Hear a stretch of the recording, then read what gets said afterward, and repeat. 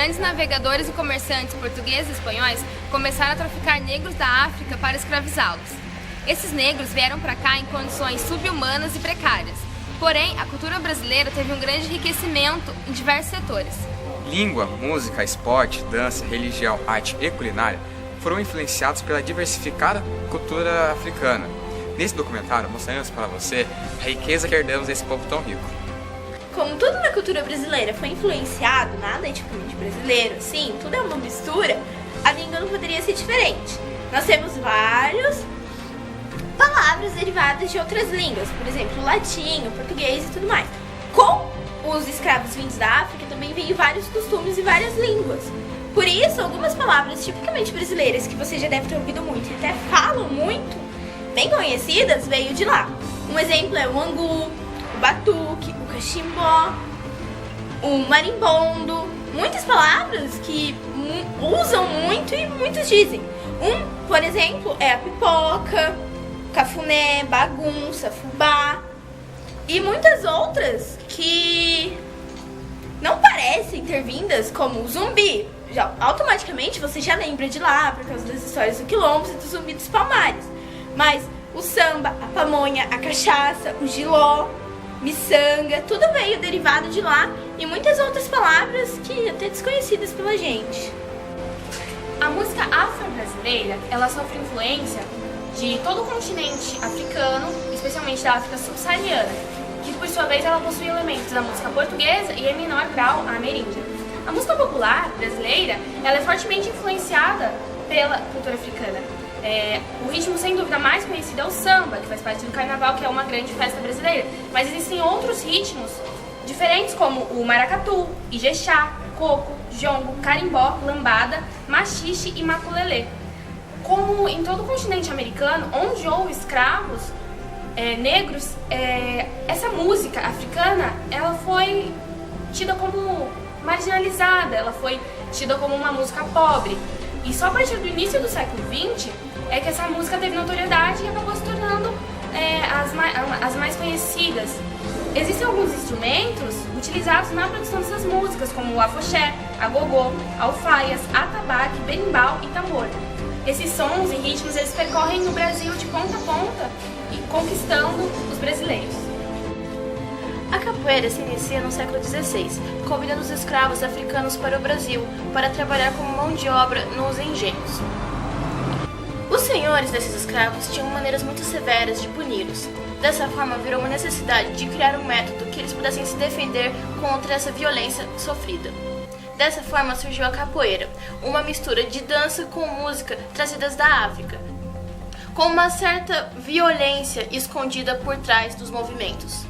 A capoeira era realizada em campos perto das senzalas. Esses campos eram chamados de capoeirões ou capoeira, daí a origem do nome. Os policiais tinham ordens de prender todos os capoeiristas, porém no mesmo ano, o capoeirista denominado Mestre Bimba mostrou essa luta para o então presidente Getúlio Vargas, que se apaixonou. Dessa forma, ele decretou que a partir daí a capoeira seria conhecida como um esporte nacional. Existem 3 tipos de capoeira. A mais antiga, da capoeira angolana. Essa possui movimentos mais lentos e próximos ao chão. A outra é a regional, que possui movimentos mais rápidos e acompanha com o som do berimbau. E por último, a contemporânea, que é uma mistura das outras duas, porém com uma mistura a mais de golpes e mortais. Dessa forma, é a mais utilizada até hoje. Se há algo na cultura brasileira que muito ainda encontramos influências africanas, são as diversas religiões que vieram junto dos escravos e hoje em dia são chamadas de afro-brasileiras. Hoje eu vou falar sobre as 3 principais delas, que são o candomblé, a umbanda e a quimbanda.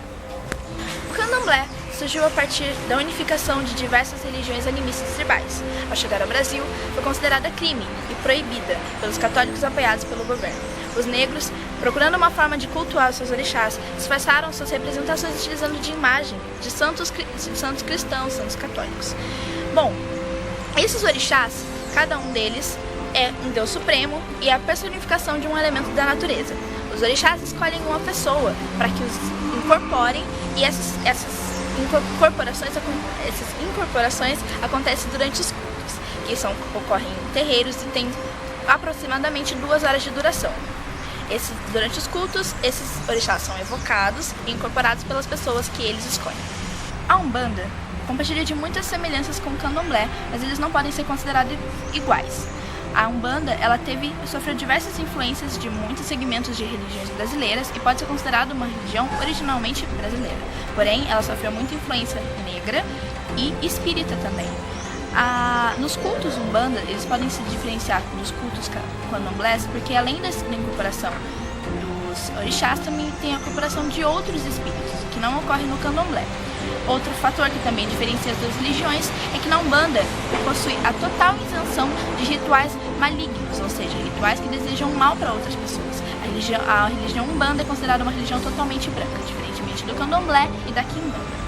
De uma forma generalizada, a Quimbanda e a Umbanda são muito semelhantes, mas como havia dito anteriormente, a Quimbanda não tem problemas em fazer trabalhos malignos contra outras pessoas. Não que seja uma religião totalmente maligna, mas se você tiver um pedido a se fazer contra alguém, eles não teriam problema de fazer.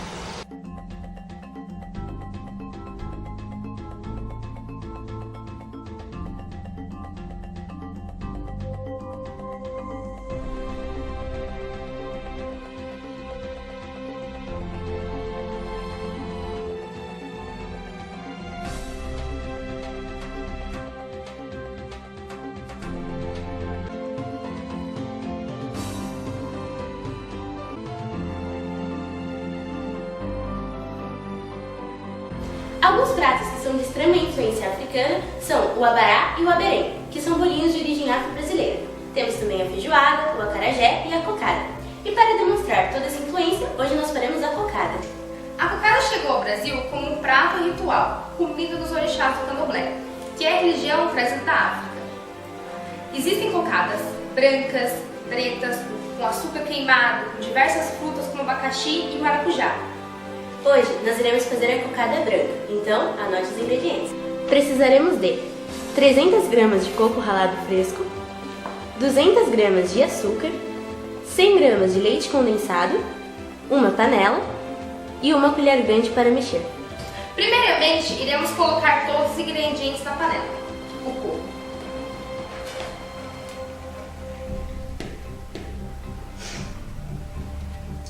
o açúcar e o leite condensado.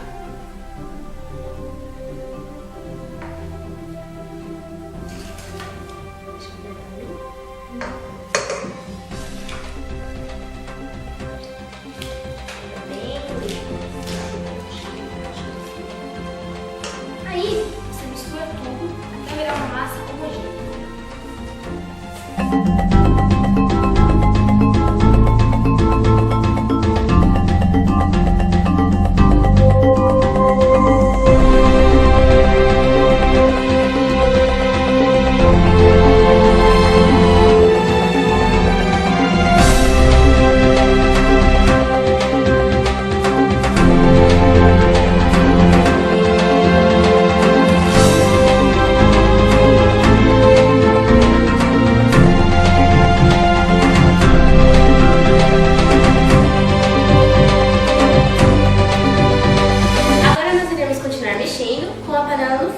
Aproximadamente 10 minutos até a massa desgrudar do fundo da panela. Vamos lá?